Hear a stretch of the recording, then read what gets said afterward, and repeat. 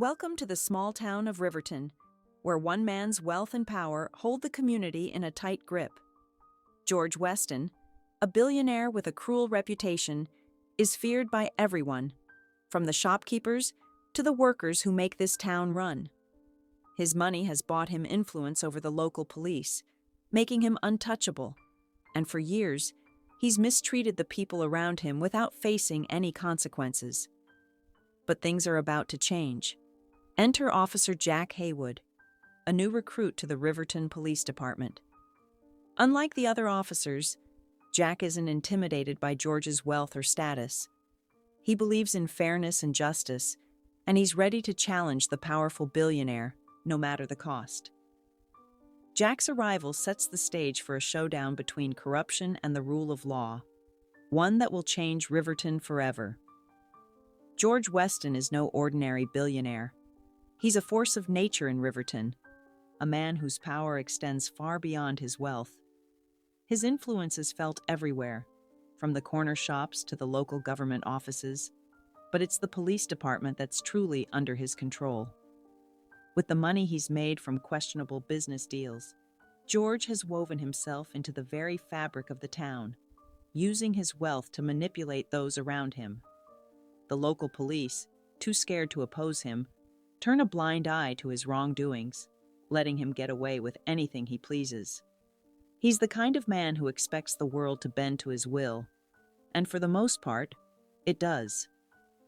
People speak of George in hushed tones, terrified of the consequences of crossing him. The shopkeepers give him whatever he wants without hesitation. The workers avoid him at all costs, and even those in positions of authority feel powerless in his presence. It's a town where fear has become a way of life, and George's cruelty only deepens the divide. Those who try to stand up to him often find themselves out of a job, financially ruined, or worse. The intimidation is so deeply ingrained that no one dares to challenge him, not even in the face of injustice, because they know the cost could be their livelihood, or worse, their safety. For George Weston, the law is something he can buy, and the town of Riverton is just one more place he rules with an iron fist. It was a typical busy day at Riverton's small airport, a place where travelers bustled between gates, families said their goodbyes, and workers hurried to make sure planes were on schedule.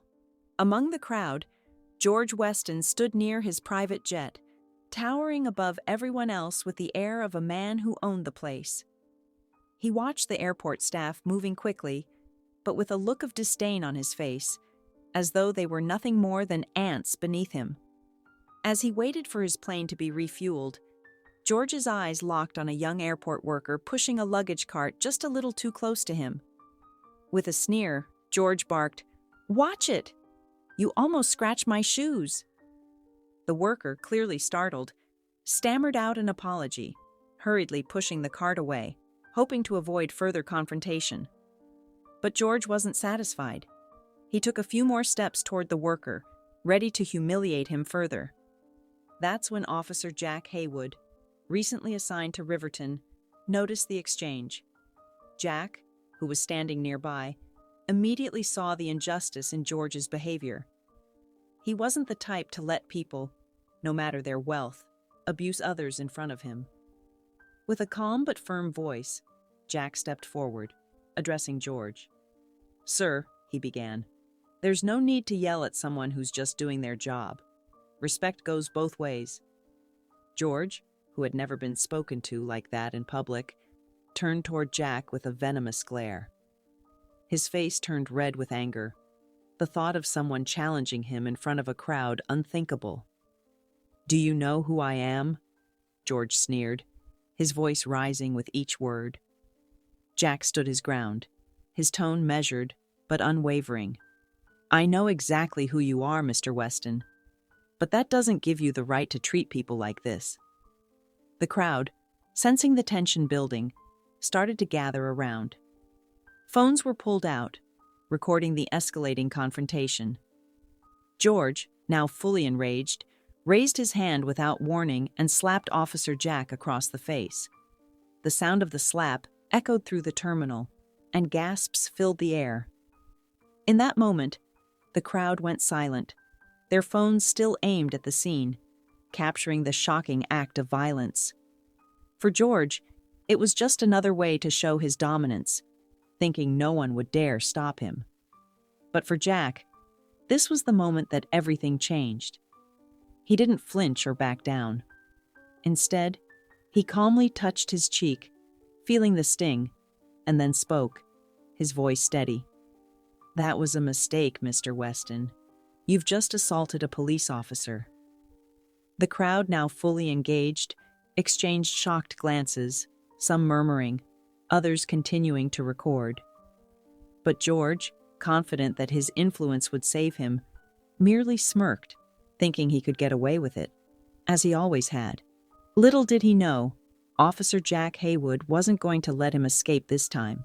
Officer Jack, still standing tall despite the slap, reached for his radio without hesitation and called for backup. His voice was calm but firm as he reported the assault and requested immediate assistance. He expected the support of his fellow officers, trusting that they would back him up in upholding the law, no matter who was involved. But as the backup arrived and the officers approached, Jack could sense something was wrong. Their faces were tense, exchanging nervous glances, clearly aware of who George Weston was. The atmosphere was thick with hesitation. One of the officers stepped forward, trying to remain polite, but his voice betrayed his unease.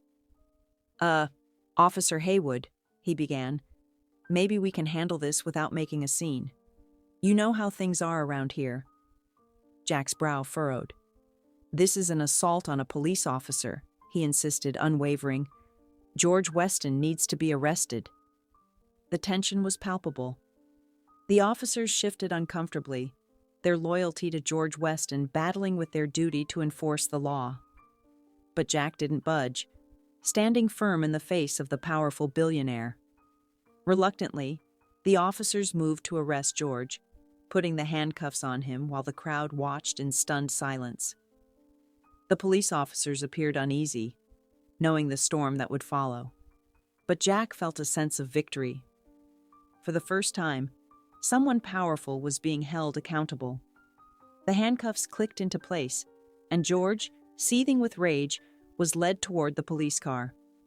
But just as they reached the vehicle, a twist occurred. The officers, now even more visibly shaken, stopped and exchanged hurried whispers. One of them turned to Jack, his voice low and apologetic. "Look, Haywood, maybe you don't understand how things work around here. Mr. Weston is a powerful man. We're just going to let him go." Jack's heart sank. "What do you mean, let him go?" he demanded, his voice rising with disbelief. But the officers didn't answer, avoiding his gaze. The handcuffs were removed, and George, with a smug look of triumph, walked away as if nothing had happened. "You don't know who you're dealing with, officer," he sneered at Jack before turning his back and disappearing into the crowd. Jack stood there, stunned, the weight of the injustice sinking in.